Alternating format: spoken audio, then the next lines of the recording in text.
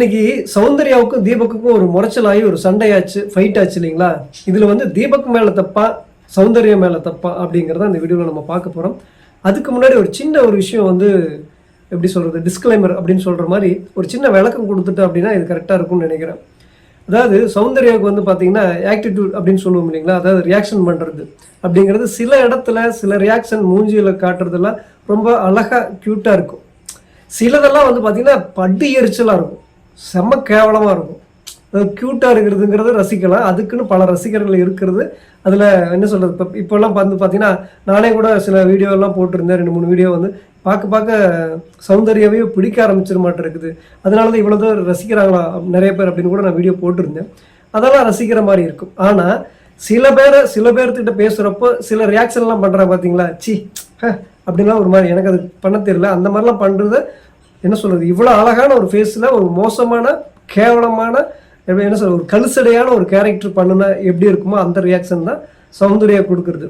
இது வந்து பார்த்தீங்க அப்படின்னா இப்போ கொஞ்ச நாளாகவே பண்ணிட்டு இருக்காங்க. இந்த வைல்டு கார்டு போனாங்க பார்த்தீங்களா, அதுக்கப்புறம் சில குழுவெல்லாம் கொடுத்துருப்பாங்க போல இருக்கு, நான் அப்படி நினைக்கிறேன். சில பேர் அப்படி சொல்கிறாங்க, நீ தான் வந்து டாப்பில் இருக்க, உனக்கு நிறைய ஓட்டு வருதுன்னு கூட யாராவது சொல்லியிருப்பாங்க போல இருக்கு. அதுக்கப்புறம் அதனுடைய ஆட்டமே வேற மாதிரி போயிடுச்சு. அதுக்காக விஷால் வந்து பார்த்தீங்கன்னா சௌந்தர்யா வந்து தப்பாக டச் பண்ணுறா பசங்களை அப்படின்னு சொன்னதெல்லாம் வந்து சரியானா அது தப்பு, அந்த மாதிரிலாம் இல்லை. ஆனால் சில ஆண்களையும் சரி சில பேர்த்திட்டையும் வந்து இந்த மூஞ்சி காட்டுறது, முகத்தில் அடித்த மாதிரி நடந்துக்கிறது, மதிக்காமல் நடந்துக்கிறது, அப்படியெல்லாம் சீப்பாக போகிறதுங்கிறது அது நல்ல கேரக்டராக இல்லை. அதை வந்து நம்ம அங்கீகரிக்க முடியாது, ஏற்றுக்க முடியாது. அது ரொம்ப கேவலத்துலேயும் கேவலமான அசிங்கமான ஒரு கேரக்டர். அது எவ்வளோ அழகான ஃபேஸாக இருந்தாலும் அது அசிங்கமாக தான் தெரியும். அந்த மாதிரி தான் சௌந்தர்யோடைய ஃபேஸு இருக்குது.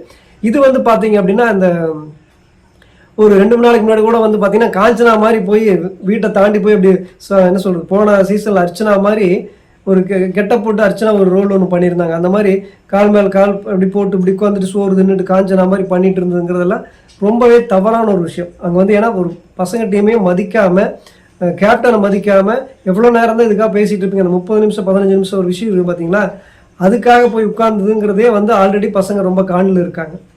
அது இல்லாமல் விஷால் வந்து கொலைப்பட்டு இந்த மாதிரி தப்பாக தொடரும் அப்படின்னு சொல்லி விஷால் ஒரு பக்கம் தப்பாக வந்து சொல்லி வச்சுருக்கா. அதுக்கு தகுந்த மாதிரி இந்த பொண்ணு வந்து ரொம்பவே என்ன சொல்கிறது, அந்த மாதிரி ஆக்டிவிட்டி பண்ணிகிட்டு இருக்கிறது, நடந்துக்கிட்டு இருக்கிறது, நடத்திங்கிறது ரொம்பவே தவறான விஷயம்.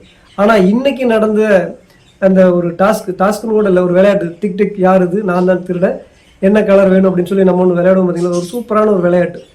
உள்ளே வந்து வீட்டுக்குள்ளே வந்து ஏதோ டெக்கரேஷன்லாம் பண்ணிகிட்டு இருக்காங்க, அதுக்காக எல்லாத்தையும் வெளியே வச்சுருக்கிறப்போ இந்த விளையாட்டு வந்து எல்லோரும் விளையாண்டுருக்குறாங்க. அப்போ வந்து ஜஃப்ரி தான் வந்து சொல்கிறா பிங்க் கலர் அப்படின்னு சொன்னோடனே எல்லோரும் ஓடி போய் பிடிச்சிட்டாங்க. அப்போ வந்து மஞ்சுரி வந்து சொல்கிறாங்க சாச்சனாவுக்கு அங்கே போய் தொடு அப்படின்னு. அந்த இடத்துல கேமராவை காட்டலை. தீபக் வந்து ஏய் அப்படின்னு சத்தம் போடுறாரு. அப்போ வந்து சௌந்தர்யா வந்து சாரி கேட்குறாங்க, நீ பார்த்து இது பண்ணலாமில்ல, கேட்கலாமில்ல, சொல்லிட்டு தொடலாமில்ல அப்படிங்கிற மாதிரி தான் போகுது. அதுக்கப்புறம் வந்து பார்த்தீங்கன்னா சௌந்தர்யா வந்து சாரின்னு கேட்குறாங்க. இப்போ இதில் வந்து யார் மேலே தப்பு அப்படின்னு சொன்னால், இது ஒரு விளையாட்டுங்க. விளையாட்டில் வந்து பார்த்தீங்க அப்படின்னா நிஜமாகவே அந்த மாதிரி இந்த மாதிரி ஏதாவது நடக்க தான் செய்யும். விளையாட்டில் அடிபடுறது காயம்படுறதுங்கிறது சகஜம்தான். ஆனால் விளையாடுறவங்களுக்கும் அடிபடுது அப்படின்னா அது சகஜம். ஆடியன்ஸை உட்காந்து ஓரமாக வேடிக்கை பார்த்துட்டு இருக்கணும் காயமாகுது அப்படின்னா அது தப்பு தானே. அந்த வகையில் விளையாண்டுட்டு இருக்கிற ஜஃப்ரிக்கோ உள்ளே விளையாண்டுட்டு இருக்கிற மற்றவங்களுக்கோ வந்து இதே மாதிரி ஏதாவது காயம் இருந்தது அப்படின்னா அது வந்து ஒரு விளையாட்டு. சும்மா ஓரமாக உட்காந்துட்டு இருக்கிற தீபக் மேலே போய் கை வைக்கிறது அப்படிங்கிறது அவர் ஈஸியாக எடுத்துக்கிட்டால் அது நார்மல். அவர் அதுக்கு எதாவது ரியாக்ஷன் பண்ணார் அப்படின்னா அது தப்பு. இன்னும் சரியாக சொல்ல போனோம்னா தீபக் இடத்துல வந்து தீபக் பதிலாக ஒரு பொண்ணாக இருந்திருந்தா இதனுடைய கதையே வேற. அது பயங்கர டாப்பிக்காகி இருந்ததா இந்த வாரம் சனி ஞாயிற்கு முக்கியமான எபிசோட அது ஆயிரும். அந்த அளவுக்கு வந்து இங்கே வந்து பையனாக இருக்கிறதுனால வந்து அப்படின்னு வந்து பார்த்தீங்கன்னா பையனைத்தானே தொட்டா இதில் என்ன அப்படிங்கிற மாதிரி எல்லாரும் ஈஸியாக பேச தோணும். ஆனால் அதே இடத்துல ஒரு பொண்ணு இருந்தால் அந்த மாதிரி போய் தொட்டிருந்தாங்க அப்படின்னா எப்படி பையன் வந்து பொண்ணை தொடலாம் அப்படின்னு கதையே வேற. அதெல்லாம் நம்ம பேசணும் அப்படின்னா நீ எப்படி அப்படி பேசலாம், இதில் வந்து ஆம்பளையா பொம்பளையா, இப்படிலாம் ஆம்பளைக்கு ஒரு நீதி பொம்பளைக்கு ஒரு நீதினால சில பேர் பேசுவாங்க. ஏன்னா அதுதாங்க அப்படிதாங்க, ஆம்பளைக்கு ஒரு நீதி பொண்ணுக்குன்னு ஒரு நீதி தான் இருக்குது. அந்த இடத்துல தீபக்கு மட்டும் இல்லாமல் தீபக் ஒரு பொண்ணாக இருந்திருந்தா, ஒரு தீபக் வந்து தீபாவாக இருந்திருந்தா அங்கே வந்து நடந்த கதையே வேறையாக இருக்கும். சௌந்தர்யாவுக்கு பதிலாக அது வந்து சௌந்தரராஜனாக இருந்திருந்து போய் தொட்டிருந்தா அவ்வளோதான். பெரிய தப்பு யார் சௌந்தரராஜன் பண்ணிட்டா அப்படின்னு சொல்லி தீபக்கா இருக்கிற தீபா வந்து பெரிய புகார் கொடுத்து என்ன சொல்கிறது ரெட் கார்டு கொடுத்து தாட்டுற அளவுக்கு ஆயிருக்கும். இங்கே வந்து தீபக்கா இருக்கிறதுனால இது சகஜமாக வந்து சில பேர்லாம் பேசிகிட்டு இருக்கலாம். ஆனால் இதில் குறிப்பிட வேண்டிய விஷயம் என்ன அப்படின்னா, சௌந்தர்யா வேணும்னே போய் அந்த மாதிரி பண்ணலை. ஒரு விளையாட்டுத்தனமாக துடுக்குத்தனமாக அது வந்து சில நேரம் வினையாக முடியுங்க. அதுதான் நடந்திருக்கு. அது ஏன்னா அது பார்த்து தான் பண்ணணும். என்ன சொல்கிறது, சில பேர்த்துக்கிட்ட அந்த மாதிரி நடந்துக்கலாம். இவர் வயசில் பெரியவர். அது மட்டும் இல்லாமல் இவர் வந்து ஒரு 6.5 நிமிஷம் வந்து ஒரு மாதிரி இது நின்றுட்டு இருந்தார் பார்த்தீங்களா, எல்லாத்துக்கும் டஃப் கொடுத்து. அதில் வந்து பார்த்தீங்கன்னா சத்யாவெல்லாம் சீக்கிரம் 4 நிமிஷத்துலேயே காலி, 5 நிமிஷத்தில் சத்யாவெல்லாம் எந்திரிச்சிட்டாங்க பேலன்ஸ் பண்ணி நிற்கிறது.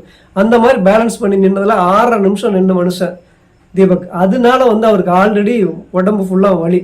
இது போய் வந்து விளையாட்டுத்தனத்தில் இது சௌந்தர்யாவெல்லாம் ஒன்று தொட்டுச்சு அப்படின்னா அது அப்படி மென்மையாவாங்க தொடும். அது பேசுறது மென்மையாவா இருக்குது, அது தொடுறது பேசுறது செய்கிறது எல்லாமே கொஞ்சம் எப்படி சொல்கிறது ரஃப் அண்ட் டப்பாக ஹார்டாக இருக்குமா இல்லையா?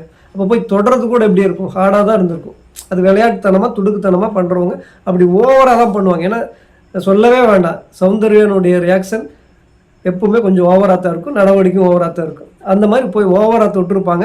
இது கேமராவில் காட்டல, நம்மலாம் பேசணும் இல்லையா, எந்த அளவுக்கு தொட்டிருக்கான்னு தெரிஞ்சு போச்சுன்னா நம்ம வந்து ஒரு டாப்பிக்கே பேச முடியாதுங்கிறக்கோசரமே வந்து லைவ்லையும் காட்டல, எபிசோட்லையும் காட்டல. ஆனால் அந்த மனுஷனுக்கு என்ன அப்படின்னா வலிக்குது, வலி தாங்க முடியலன்னு அவர் சொல்கிறார்.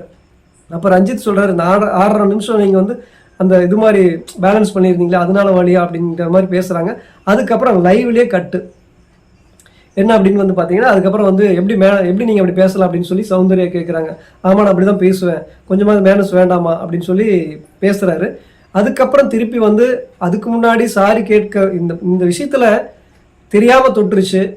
அவர் வந்து யதார்த்தமாக எடுத்துருந்துருந்தாருன்னா தப்பு இல்லை. அவரு வந்து கோவப்படுறாரு அப்படின்னா அது நியாயம்தான்.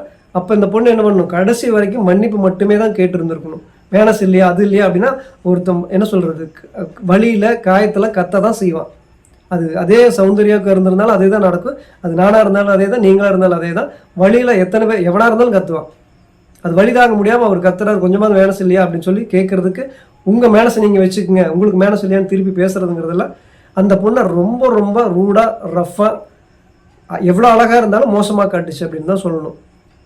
ஆனால் அதுக்காக போய் வேணும்னே பண்ணிச்சு அப்படின்னா அது இல்லை, அது விளையாட்டுத்தனமாக துடுக்குத்தனமாக பண்ணிடுச்சு. அதனால இதில் வந்து 2 பேருக்கு மேலே தப்பு இல்லை. ஆனால் அதுக்கப்புறம் நடந்துக்கிட்ட ஒரு விஷயத்தில் வந்து சௌந்தர்யா பண்ணது ரொம்ப ரொம்ப தப்பு.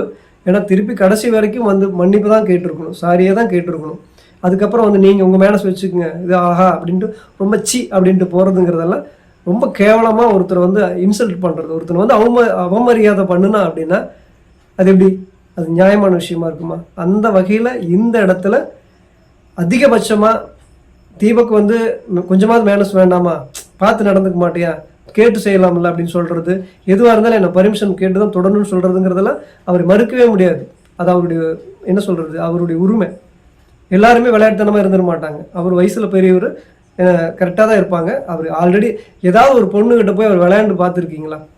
தீபக் விளையாண்டு அவர் கரெக்டாக இருக்கிறாரு. என்ன சொல்கிறது ரஞ்சித் மாதிரி சாமி பொண்ணு தங்கம் அப்படின்னு எல்லாம் கொஞ்சிக்கிட்டெல்லாம் தீபக் கிடையாது. தீபக் எப்படி இருக்காரோ அதே மாதிரி தான் நம்ம தீபக்கிட்ட நடந்துக்கணும்.